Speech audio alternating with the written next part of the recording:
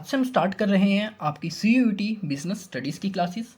और आज की क्लास में हम कवर करेंगे आपकी यूनिट 1 बिजनेस स्टडी की nature and significance of management का टॉपिक मैनेजमेंट। अब मैनेजमेंट टॉपिक के अंदर कितनी चीज़ों को कंप्लीट किया जाएगा, कवर किया जाएगा आज के इस लेक्चर में। सबसे पहले हम देखेंगे कि मैनेजमेंट का कॉन्सेप्ट क्या होता है, मैनेजमेंट का ऑब्जेक्टिव क्या होता है और मैनेजमेंट के इम्पोर्टेंस क्या होते हैं। तो आज की वीडियो में हम कवर करेंगे concept of management, objectives of management and importance of management. तो अगर हम बात करें मैनेजमेंट या फिर आप बोले हिंदी में प्रबंधन, कि मैनेजमेंट या प्रबंधन होता क्या है। अगर हम सिंपल लैंग्वेज में बात करें, सरल भाषा में बात करें मैनेजमेंट की, कि मैनेजमेंट क्या होता है, तो management is an art. Management क्या है? एक आर्ट है। प्रबंधन एक कह सकते हैं कला है। तो management is an art of getting things done through others. दूसरों के माध्यम से अपने कामों को पूरा करवाना क्या कहलाता है? मैनेजमेंट कहलाता है। प्रबंधन दूसरों के माध्यम से चीज़ों को प्राप्त करने की एक कला है। मतलब किसके माध्यम से? दूसरों के माध्यम से चीज़ों को प्राप्त करना। मतलब यहाँ पर हम खुद कोई काम ना कर कर एक टीम की हेल्प से या सेकंड पर्सन्स की हेल्प से अपने काम को, अपने गोल को अचीव करते हैं। अगर हम डेफिनेशन की बात करें कि मैनेजमेंट की डेफिनेशन क्या होगी, इसको हम किस तरह डिफाइन कर सकते हैं एग्जाम पॉइंट ऑफ व्यू से, तो आप देख सकते हैं management can be defined as the process of getting things done. मतलब चीज़ों को पूरा करवाना with the aim of achieving goal. मतलब हमारा एम क्या हो, उद्देश्य क्या हो? अपने गोल को पूरा करना, अपने उद्देश्य को प्राप्त करना। अपने उद्देश्य को प्राप्त करने के कह सकते हैं एम से चीज़ों को पूरा करवाना इफेक्टिवली और एफिशिएंटली, वही कहलाता है आपका management. Management can be defined as the process of getting things done with the aim of achieving goals effectively and efficiently.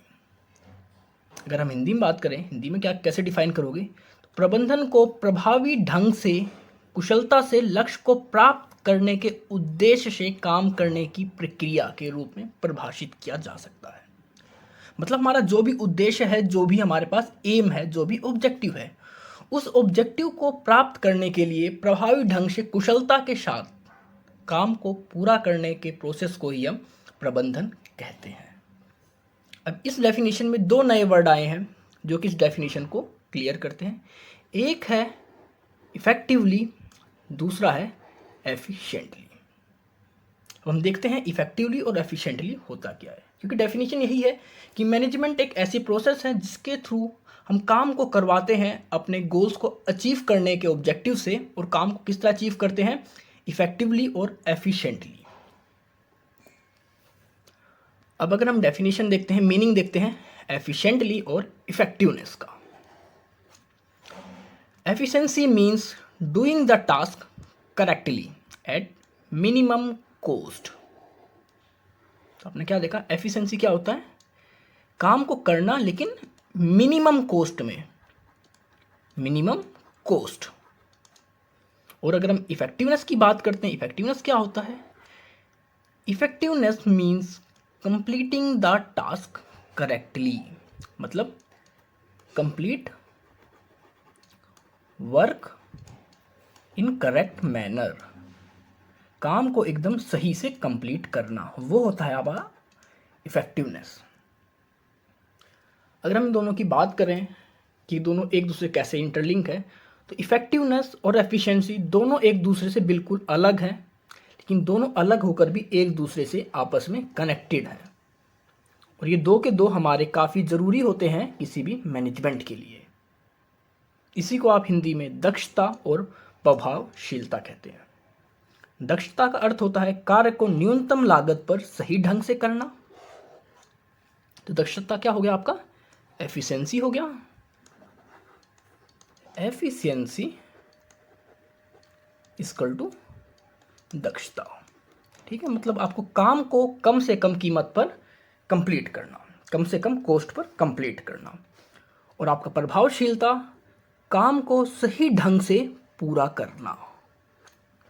ये दोनों ही कह सकते हैं एक दूसरे से अलग हैं, लेकिन अलग होकर भी ये दोनों एक दूसरे से जुड़े हुए हैं और ये दोनों ही हमारे प्रबंधन के लिए, हमारे मैनेजमेंट के लिए बहुत ज़्यादा ज़रूरी होते हैं। आप एग्जांपल ले सकते हैं इसमें, a business produces targeted 1000 unit. अब कोई बिजनेस है, उसने कितनी यूनिट को प्रोड्यूस करा? 1000 यूनिट को प्रोड्यूस करा, बट अ हायर कॉस्ट। उसका जो टारगेट था, उसने टारगेट को तो कंप्लीट कर लिया, 1000 यूनिट को तो प्रोड्यूस कर दिया, लेकिन कॉस्टिंग कितनी डाली उसने? Higher cost. हो सकता है हमने 10 रुपये किसी कॉस्ट फिक्स करी हो, लेकिन हमें प्रोड्यूस करने में 12 रुपये की कॉस्टिंग आ गई। तो हम यहाँ पर ये नहीं करेंगे कि हमारा मैनेजमेंट बहुत अच्छा था। हम यहाँ करेंगे कि हमने काम तो कर लिया, मतलब इफेक्टिवनेस तो ले आए, लेकिन हम वहाँ पर एफिशिएंसी नहीं ला पाए। इफेक्टिवनेस का मतलब हमने काम को सही से किया, लेकिन एफिशिएंसी नहीं है हमारे पास, हम कॉस्ट को कम नहीं कर सके। तो अगर हम चाहें कि अगर अच्छा मैनेजमेंट करें, मैनेजमेंट की बात करें, तो मैनेजमेंट में हम क्या करेंगे? If the business has to be effective and efficient, then it has to produce 1000 unit within cost. अगर हम चाहते हैं कि हम अपने कह सकते हैं प्रबंधन को या मैनेजमेंट को एक इफेक्टिव मैनेजमेंट कहें, एफिशिएंट मैनेजमेंट कहें, तो वहाँ पर हमें जितनी भी यूनिट बनानी है, जैसे हमें 1000 यूनिट बनानी है, तो 1000 यूनिट को हम सही से बनाएं और एक जो हमारे पास एक कॉस्ट है, हमारे पास एक फिक्स अमाउंट है, उस अमाउंट के अंदर रहकर इसको पूरा करें। ये नहीं कि हमारे पास अगर 100 रुपये हैं तो हम 110 रुपये लगाकर उस प्रोडक्ट को बना रहे हैं। हम कोशिश करें, अगर हमारे पास 100 रुपीज़ का बजट है तो हम 99 या 98 में ही उस प्रोडक्ट को कंप्लीट करें। तो वहाँ कहेंगे हमारा जो मैनेजमेंट है काफ़ी एफिशिएंट और इफेक्टिव है। ये था आपका मैनेजमेंट और इफेक्टिवनेस एंड एफिशिएंसी। बात करते हैं आपके ऑब्जेक्टिव्स की या उद्देश्य की। तो अगर हम उद्देश्य की बात करते हैं, आप कोई भी काम करो, एग्जाम्पल आप CUET के एग्ज़ाम्स के लिए प्रिपरेशन कर रहे हैं, तो यहाँ पर आपका ऑब्जेक्टिव क्या है? एडमिशन लेना किसी भी सेंट्रल यूनिवर्सिटीज़ के अंदर। अगर आपने 12th करी, तो 12th क्यों करी? इसके बाद आप अपनी हायर एजुकेशन को पूरा कर सकें। तो हमारे पास हर काम के लिए कोई ना कोई एक ऑब्जेक्टिव होता है। किसी ऑब्जेक्टिव को, उद्देश्य को पूरा करने के लिए ही हम किसी ना किसी काम को करते हैं। दूसरी तरह मैनेजमेंट के भी कुछ ऑब्जेक्टिव्स हैं। तो मैनेजमेंट के ऑब्जेक्टिव्स को 3 पार्ट में डिवाइड किया गया है। पहला पार्ट है आपका ऑर्गेनाइजेशनल ऑब्जेक्टिव, दूसरा है आपका सोशल ऑब्जेक्टिव और तीसरा है आपका पर्सनल ऑब्जेक्टिव। अब अगर हम ऑर्गेनाइजेशनल ऑब्जेक्टिव की बात करें किसी मैनेजमेंट की, अब कोई भी ऑर्गेनाइजेशन है, कोई भी संगठन है, सबसे पहला उसका ऑब्जेक्टिव क्यों होता है? क्यों मैनेजमेंट को इस्टेब्लिश करता है? आपने कोई कंपनी इस्टेब्लिश करी, तो आपका सबसे पहला गोल क्या होगा कि आपने जो कंपनी इस्टेब्लिश करी है वो फ्यूचर में प्रॉफिट अर्न कर सके, उस मार्केट में स्टेबल रह सके, सर्वाइवल कर सके, अपनी ग्रोथ कर सके। क्योंकि कोई भी चैरिटी के लिए, सोशल वेलफेयर के लिए कोई भी फर्म, कोई भी ऑर्गेनाइजेशन को इस्टेब्लिश नहीं करता। हर किसी का ऑब्जेक्टिव होता है प्रॉफिट अर्निंग, रेवेन्यू जनरेट करना, अपनी ग्रोथ करना, अपने बिजनेस को इम्प्रूव करना। तो वही हमारे ऑब्जेक्टिव होते हैं मैनेजमेंट के। तो ऑर्गेनाइजेशनल ऑब्जेक्टिव के अंदर कौन कौन से आपके ऑब्जेक्टिव आ गए? सर्वाइवल का ऑब्जेक्टिव आ गया, मतलब अपने बिजनेस को जिंदा रखना, या उसकी धीरे धीरे जो भी हमने उसके अंदर एक लागत लगाई है बिजनेस के अंदर, उन लागतों को पूरा करना। और ये तब पूरी होंगी जब आपका जो बिजनेस है वो सर्वाइवल करेगा। दूसरा है प्रॉफिट अर्न करना। हर कोई चाहता है जब कोई बिजनेस स्टार्ट करता है तो इसकी मेन ऑब्जेक्टिव यही होता है कि हम ज़्यादा से ज़्यादा प्रॉफिट अर्न करें, ज़्यादा से ज़्यादा लाभ को अर्जित करें। और तीसरा ऑब्जेक्टिव होता है हमारे ऑर्गेनाइजेशन का, वो होता है ग्रोथ। अब आपने आज की तारीख में, हो सकता है आपने 2022 में कोई बिजनेस स्टार्ट किया और इस साल आपकी जो अर्निंग थी वो 100 CR की हुई। अब क्या आप लाइफ टाइम 2032 में भी चाहोगे कि आपकी जो प्रॉफिट हो वो सिर्फ 100 CR ही रहे, या आप कुछ इम्प्रूव करना चाहोगे? तो हर कोई चाहता है ईयर बाय ईयर उसकी जो प्रॉफिट है, जो उसकी अर्निंग है, जो उसका बिजनेस है, वो एक्सपेंड होता रहे। हो सकता है आज आपकी 2020 में सिर्फ आपकी एक ब्रांच हो, लेकिन आप 2032 तक आप चाहोगे कम से कम आपकी 100 ब्रांचेस इंडिया के अलग अलग पार्ट में इस्टेब्लिश हो जाएं। तो ये क्या है? हमारी ग्रोथ है। हर कोई इन्हीं कामों के लिए मैनेजमेंट को इस्टेब्लिश करता है। तो सबसे पहला ऑब्जेक्टिव होता है मैनेजमेंट का क्या? Organisational objective. इसके अंदर 3 पार्ट होते हैं ऑर्गेनाइजेशन ऑब्जेक्टिव के अंदर। पहला सर्वाइवल, दूसरा प्रॉफिट, तीसरा ग्रोथ। अब दूसरे ऑब्जेक्टिव की बात करते हैं मैनेजमेंट के, सोशल ऑब्जेक्टिव या जिसे कहते हैं आप सामाजिक उद्देश्य। अब जब हम किसी समाज के अंदर रहते हैं, किसी सोसाइटी में रहते हैं, वहाँ पर अपने बिजनेस को इस्टेब्लिश करते हैं, हम वहाँ की इन्वायरमेंट का, वहाँ की ह्यूमन रिसोर्सेज का, वहाँ के रॉ मटेरियल का यूज़ करते हैं। अब कोई भी अगर बिजनेस है, आप अपने प्रोडक्ट को, सर्विसेज को सोसाइटी को दे रहे हैं, समाज को दे रहे हैं, तो वो आपके प्रोडक्ट को, आपकी सर्विसेज को क्यों एक्सेप्ट करेगा? कुछ रीज़न तो होना चाहिए। जब आप उनके कह सकते हैं इथिक्स को, उनकी प्रथाओं को, या कह सकते हैं उनके वातावरण को नुकसान ना पहुंचाएं। आप ऐसे प्रोडक्ट बनाएं जो उनके इन्वायरमेंट के लिए सूटेबल हों। आप उनकी प्रथाओं का, उनकी मान्यताओं का आदर करें। आप उन्हें एम्प्लॉयमेंट वहाँ प्रोवाइड करें। आप कुछ ऐसे काम करें जो कि उस सोसाइटी के लिए फ़ायदेमंद हो। तो ये होते हैं आपके सोशल ऑब्जेक्टिव। सोशल ऑब्जेक्टिव में मेनली बात करते हैं कि हम सोसाइटी के बेटरमेंट के लिए हमें यहाँ पर काम करना होता है। सोसाइटी का भला कैसे होगा, सोसाइटी का बेटरमेंट कैसे होगा, सोसाइटी का डेवलपमेंट कैसे होगा, उनको एक इन्वायरमेंट फ्रेंडली वहाँ पर हम काम किया जाए। हम ऐसा कोई प्रोडक्शन ना करें, ऐसी कोई एक्टिविटी ना करें जो कि उनके इन्वायरमेंट के हिसाब से, उनकी सोसाइटी के हिसाब से, उनके कल्चर्स के हिसाब से, उनकी प्रथाओं के हिसाब से गलत हो या उनके हम अगेंस्ट हों। वहाँ पर हमें रोजगार देना चाहिए। तो ये सब क्या होता है आपके सोशल ऑब्जेक्टिव्स। और थर्ड पार्ट, सबसे ज़्यादा इंपॉर्टेंट पार्ट है आपका पर्सनल ऑब्जेक्टिव। सबसे इंपॉर्टेंट पार्ट होता है आपका मैनेजमेंट का पर्सनल ऑब्जेक्टिव। अब पर्सनल ऑब्जेक्टिव क्या होता है, आप एग्जांपल समझ सकते हैं। अगर कोई बिजनेस है, अगर उस बिजनेस ने अपने जो ऑर्गेनाइजेशनल गोल्स थे या ऑर्गेनाइजेशनल जो ऑब्जेक्टिव्स थे उनको पूरा कर लिया या नहीं कर लिया, अगर एक में उनको फुल अचीव कर लेता है तो क्या कंडीशन होगी, और अगर नॉट अचीव। अब अगर कोई बिजनेस है वो प्रॉफिट अर्न कर रहा है, ग्रोथ कर रहा है, सर्वाइवल कर रहा है, तो उस कंडीशन के अंदर उसके अंदर जितने भी एम्प्लॉयज़ होंगे उनकी वर्किंग कंडीशंस इंप्रूव होंगी, उनकी सैलरीज एक्सपेंड होगी, उनका प्रमोशन होगा। मतलब कह सकते हैं, क्योंकि हमारे जो पर्सनल ऑब्जेक्टिव होते हैं, कोई भी किसी ऑर्गेनाइजेशन के अंदर काम क्यों करता है, हर कोई चाहता है कि वो अपने लाइफस्टाइल को इम्प्रूव करे, अपनी अर्निंग को बढ़ाए, अपनी सोसाइटी में अपनी जो पावर है, अपनी रेपुटेशन है, उन सभी को इम्प्रूव करे। वो सब तभी इम्प्रूव हो सकती हैं जब कोई ऑर्गेनाइजेशन प्रॉफिट अर्न करे, अपनी ग्रोथ करे या अपने सर्वाइवल को इम्प्रूव करे। तो अगर मैनेजमेंट के थ्रू कोई ऑर्गेनाइजेशन है वो अपने ऑर्गेनाइजेशनल ऑब्जेक्टिव्स को पूरा कर पा रहा है, तो उसके बाद ही हमारे जो पर्सनल ऑब्जेक्टिव्स होते हैं उनको भी पूरा कर पाएंगे। तो कैसे पूरे होंगे हमारे पर्सनल ऑब्जेक्टिव्स? हमारे मैनेजमेंट से। अगर हमारा मैनेजमेंट अच्छा है तो वहाँ पर हम ज़्यादा से ज़्यादा प्रॉफिट अर्न करेंगे, ज़्यादा से ज़्यादा हमारा एक्सपेंड होगा, हमारा ग्रोथ होगा बिजनेस का। और जब बिजनेस का ग्रोथ होगा, हमारे कह सकते हैं ऑर्गेनाइजेशन का ग्रोथ होगा, तो उसके साथ ही साथ हमारे जो पर्सनल ऑब्जेक्टिव्स हैं वो भी पूरे हो जाएंगे। इन केस अगर हमारा जो बिजनेस है वो लॉस में चलाता है, तो आपके कभी भी जो पर्सनल ऑब्जेक्टिव्स थे वो पूरे नहीं हो पाएंगे, क्योंकि ऑर्गेनाइजेशन आपके पर्सनल ऑब्जेक्टिव्स को तभी फुलफिल करेगा जब वो खुद प्रॉफिट में रहेगा।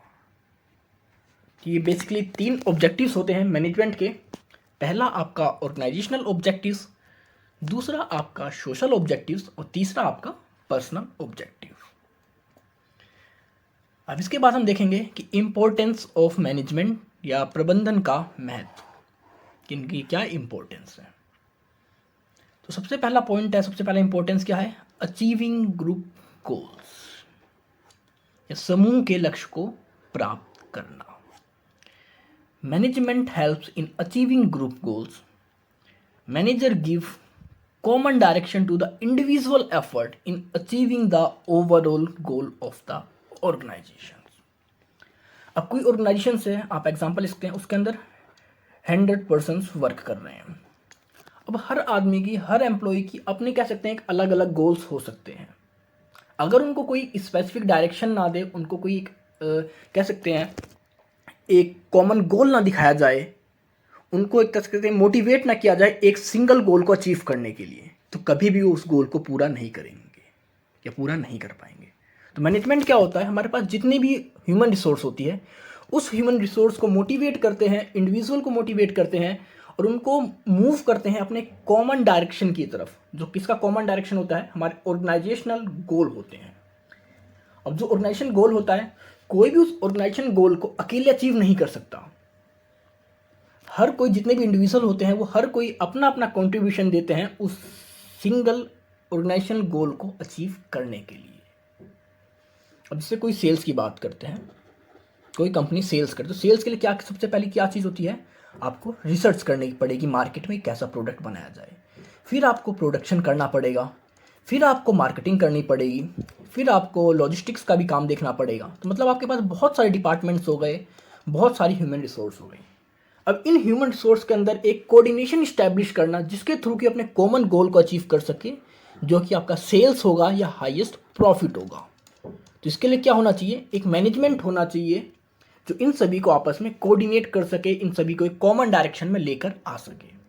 ये काम किसका होता है, ये आपके मैनेजर का काम होता है कि आपके पास जितने भी कह सकते हैं ह्यूमन रिसोर्स है, उनको एक कॉमन डायरेक्शन में लेकर आना, उनके इंडिविजुअल एफर्ट का यूज़ कर कर अपने ओवरऑल गोल को अचीव कर पाना। दूसरा इंपॉर्टेंस होता है इंक्रीज एफिशिएंसी, आपकी दक्षता में वृद्धि। Management increase efficiency by using resources in the best possible manner to reduce cost and increase productivity. तो इंक्रीज एफिशिएंसी का मतलब क्या है, प्रोडक्ट को प्रोडक्शन इन मिनिमम कॉस्ट, मतलब कम से कम लागत पर काम को पूरा करना, कम से कम लागत पर कार्य करना। अब आपका मैनेजमेंट अगर अच्छा है तो वो देखेगा कि अगर आपकी किसी चीज़ में कीमत ज़्यादा आ रही है तो वहाँ पर कीमत क्यों ज़्यादा आ रही है, कॉस्टिंग क्यों लग रही है, उसको एनालाइज करेगा, उसको इवेल्युएट करेगा, उसके बाद देखेगा कि किस चीज़ को इम्प्रूव कर कर वो वहाँ पर कॉस्टिंग को कम कर सकता है। तो अगर आपके पास एक अच्छा मैनेजमेंट है, एक अच्छा मैनेजर है वहाँ पर, तो वो देखेगा कि उसके पास कितने रिसोर्सेज हैं, किन किन रिसोर्सेज को वो कहाँ कहाँ यूज़ कर सकता है, किस तरह अपने प्रोडक्ट की कॉस्टिंग को घटा सकता है। और जब वो अपनी प्रोडक्ट की कॉस्टिंग को घटाएगा तो कहीं ना कहीं उसकी जो प्रोडक्टिविटी होगी वो अपने आप इंक्रीज हो जाएगी, जो कि हेल्प करती है किसी बिजनेस को उसके मेन ऑब्जेक्टिव मतलब प्रॉफिट या ग्रोथ को अर्न करने के लिए। अब तीसरा आपका इंपॉर्टेंस है क्रिएट डायनामिक ऑर्गेनाइजेशन। अब डायनामिक से मतलब क्या है कि आपका जो भी ऑर्गेनाइजेशन है, अगर आप टाइम की बात करें, आज के अगर हम 10 साल पहले की बात करते हैं तो आपके जो कह सकते हैं मोबाइल फ़ोन्स हुआ करते हैं, मोबाइल फ़ोन शायद उस टाइम पे जो एंड्रॉयड वर्जन था 2.1 स्टार्टिंग शायद था जब मार्केट में आया। और अगर हम आज की बात करें तो आज हम 11 या 12 एंड्रॉयड वर्जन का यूज़ कर रहे हैं। अगर आज के हम कह सकते हैं 10 साल पहले की बात करें तो उस टाइम पे हम लाइट के लिए बल्ब का यूज़ किया करते हैं और आज के टाइम हम कह सकते हैं एलईडी लाइट का यूज़ करते हैं। तो टाइम के साथ हर किसी को बदलना ज़रूरी होता है। अगर कोई पर्सन टाइम के साथ अपने आप को बदल नहीं पाया तो वो मार्केट से कहीं ना कहीं बाहर हो जाता है। तो मैनेजमेंट का ये भी इंपॉर्टेंस है कि ये हमारे ऑर्गेनाइजेशन को एक डायनामिक ऑर्गेनाइजेशन बनाता है। जब इसे लगता है कि हमारे इन्वायरमेंट में कोई चेंज आ रहा है और हमें उस चेंज को अपने इन्वायरमेंट में हमारे बिजनेस में लेके आना चाहिए, तो वो उसको ईजिली हमारे बिजनेस में अडॉप्ट कर लेता है। अब हमारे मैनेजमेंट ने देखा कि मार्केट में अब कह सकते हैं आपका लेबर वर्क की जगह आपका जो मशीन वर्क है वो इम्प्रूव हो रहा है और वो हमारे प्रोडक्ट की जो फिनिशिंग है उसको इम्प्रूव कर रहा है। तो धीरे धीरे हमारे ऑर्गेनाइजेशन के अंदर वो मशीन्स को इंट्रोड्यूस करेंगे, हमारे जो भी ह्यूमन रिसोर्स हैं उनको ट्रेनिंग देंगे कि वो किस तरह उन मशीन्स को यूज़ कर सकें। मार्केट में अगर कोई नए फीचर्स की डिमांड है और हमारे प्रोडक्ट में हमारी सर्विस में वो फीचर्स नहीं है तो उसको किस तरह अपने प्रोडक्ट्स के अंदर लेके आएँ, किस तरह असेंबल करें। मतलब टाइम के साथ यहाँ पर अपने आप को बदलता है हमारा ऑर्गेनाइजेशन को मैनेजमेंट। तो मैनेजमेंट का मेन इंपॉर्टेंट रोल यही है कि हमारे ऑर्गेनाइजेशन को टाइम के हिसाब से हमारी जो नीड होती है, जो सिचुएशन होती है, उसके हिसाब से बदलता रहता है हमारे ऑर्गेनाइजेशन को। जैसी नीड होगी वैसी हमारे ऑर्गेनाइजेशन को बना देता है हमारा मैनेजमेंट। नेक्स्ट आपका इंपॉर्टेंस है अचीविंग पर्सनल ऑब्जेक्टिव्स।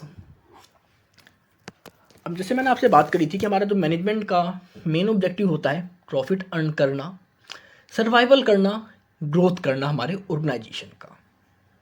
जब आपका ऑर्गेनाइजेशन अपने गोल को पूरा कर लेगा, हमारा ऑर्गेनाइजेशन है वो प्रॉफिट अर्न कर रहा है, सर्वाइवल कर रहा है, उसकी ग्रोथ हो रही है, तो कहीं ना कहीं हमारे जो पर्सनल ऑब्जेक्टिव्स हैं वो भी पूरे हो जाएंगे।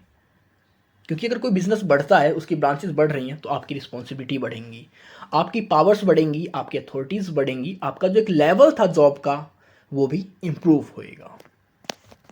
ये सब क्या इंपॉर्टेंस है आपके मैनेजमेंट। मैनेजमेंट की हेल्प से ही आप अपने पर्सनल ऑब्जेक्टिव्स को भी पूरा कर सकते हैं। अब हर किसी के अपने पर्सनल ऑब्जेक्टिव अलग अलग होते हैं। जैसे आपके ऑर्गेनाइजेशन के अंदर बात करें तो 3 लेवल होते हैं किसी ऑर्गेनाइजेशन के, टॉप, मिड और लोअर। अब लोअर लेवल सोचता है, उसका ऑब्जेक्टिव होता है कि मैं मिड लेवल मैनेजमेंट में चला जाऊँ। मिड लेवल सोचता है मैं टॉप लेवल में चला जाऊँ, और टॉप लेवल सोचता है कि किस तरह मैं अपने पास जो मेरे अथॉरिटीज़ हैं या जो पावर्स हैं उनको इम्प्रूव करूँ, अपने लाइफ स्टाइल को और इम्प्रूव करूँ। तो हर किसी के अपने पर्सनल ऑब्जेक्टिव्स कह सकते हैं अलग अलग होते हैं, और वो तभी पूरे हो पाएंगे जब हमारा जो ऑर्गेनाइजेशन है वो अपने गोल्स को, अपने टारगेट को, अपनी ग्रोथ को अचीव कर सके। लास्ट होता है आपका डेवलपमेंट ऑफ सोसाइटी, कि समाज का विकास। जब आप किसी समाज के अंदर रहते हैं, वहाँ के रिसोर्सेज का, ह्यूमन रिसोर्स का, वहाँ के आप कह सकते हैं रॉ मटेरियल का, वहाँ के एरिया का, हर चीज़ का आप यूज़ करते हैं अपने प्रोडक्ट को तैयार करने में, अपनी सर्विसेज को देने के लिए। तो आपकी कुछ रिस्पॉन्सिबिलिटी बन जाती है उस सोसाइटी के लिए। तो यहाँ पर मैनेजमेंट की हेल्प से ही हम अपनी उन जो भी हमारे कह सकते हैं रिस्पॉन्सिबिलिटी होती है, उन रिस्पॉन्सिबिलिटी को पूरा कर पाते हैं। तो management helps in the development of society by producing good quality product. सबसे पहले क्या है, development of good quality of product, creating employment opportunity and adopting new technology. तो हमें सोसाइटी के डेवलपमेंट के लिए किसकी नीड होती है, मैनेजमेंट की। मैनेजमेंट की हेल्प से ही हम किसी भी सोसाइटी का डेवलपमेंट कर पाते हैं। अब सोसाइटी का डेवलपमेंट कैसे करते हैं, उनको अच्छी क्वालिटी के प्रोडक्ट प्रोवाइड कर कर। अब हमने उनको अच्छी क्वालिटी के प्रोडक्ट तो प्रोवाइड कर दिए, लेकिन उसको परचेस कैसे करेंगे, तो उसके लिए हम उनको एम्प्लॉयमेंट अपॉर्चुनिटीज़ प्रोवाइड करते हैं। अब जो भी हम बात करें अच्छी क्वालिटी के प्रोडक्ट बनाने की, तो उनको हम कैसे बनाएंगे, जब हम जो भी लेटेस्ट टेक्नोलॉजीज मार्केट में आती हैं उन टेक्नोलॉजीज़ को यूज़ कर कर उनको एडॉप्ट कर कर। तो ये कुछ आपके इम्पोर्टेंस थे मैनेजमेंट के, जिनको कि मैनेजमेंट के बाद ही अचीव किया जा सकता है, या मैनेजमेंट हेल्प करता है इन सभी ऑब्जेक्टिव्स को पूरा करने में। तो ये आपके टॉपिक थे यूनिट 1 के कुछ, जो कि आज कंप्लीट होते हैं। आई होप आपको सब कुछ समझ में आ गया होगा। अगर आपको कोई इश्यू है, कोई डाउट है, तो आप कमेंट सेक्शन में कमेंट करके पूछ सकते हैं। सो मिलते हैं जल्दी एक नई वीडियोस के साथ। तो तब तक के लिए stay tune, stay connected with score max.